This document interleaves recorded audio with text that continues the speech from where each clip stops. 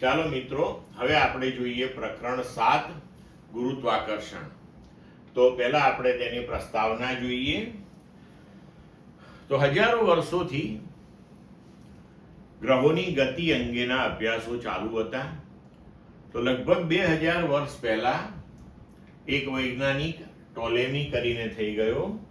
તેણે જીઓસેન્ટ્રિક એટલે કે પૃથ્વી કેન્દ્રીય થિયરી રજૂ કરી હતી, જેમાં એણે એવી રજૂઆત કરી હતી કે પૃથ્વી એ કેન્દ્રમાં છે અને સૂર્ય સહિત બાકીના બધા જ ગ્રહો તેની આજુબાજુ ભ્રમણ કરે છે.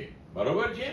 પણ ત્યારબાદ ભારતના ઋષિ વૈજ્ઞાનિક, આપણા ત્યાં જૂના જમાનામાં જે ઋષિઓ હતા એ સંશોધનો કરતા હતા. તો તેવા વૈજ્ઞાનિક શ્રી આર્યભટ્ટે હેલિયોસેન્ટ્રિક એટલે કે સૂર્ય કેન્દ્રીય થિયરી રજૂ કરી હતી. તેમણે કહ્યું હતું કે સૂર્ય કેન્દ્રમાં રહે છે અને તેની આસપાસ પૃથ્વી અને બીજા બધા ગ્રહો ભ્રમણ કરે છે.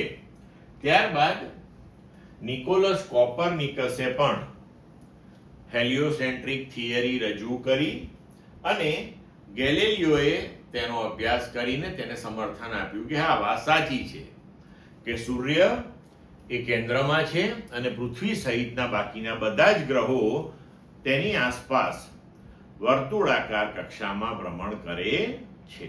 રાઈટ. ત્યારબાદ તાકો બ્રા નામના વૈજ્ઞાનિકે ગ્રહોની ગતિ, તેમના સ્થાન તે અંગેના અભ્યાસો કર્યા, તેના અવલોકનો લીધા અને અગત્યની માહિતીઓ એકત્રિત કરી, પરંતુ તેનું વિશ્લેષણ એ કરી શક્યો નહોતો. ત્યારબાદ તેનો વિદ્યાર્થી, તાકો બ્રાહેનો વિદ્યાર્થી હતો જોન કેપ્લર.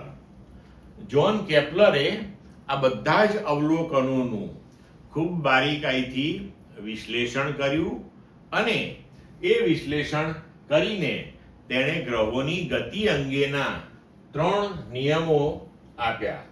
આ નિયમો જે છે તેને ગ્રહોની ગતિ અંગેના કેપ્લરના નિયમો કહેવામાં આવે છે.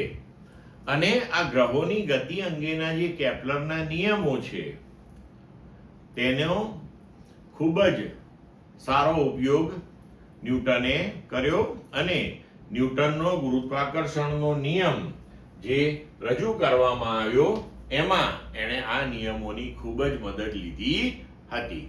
તો આવી રીતે ગુરુત્વાકર્ષણની અંદર એની શોધમાં, તેના અભ્યાસની અંદર પ્રગતિ થઈ હતી. ક્લિયર મિત્રો?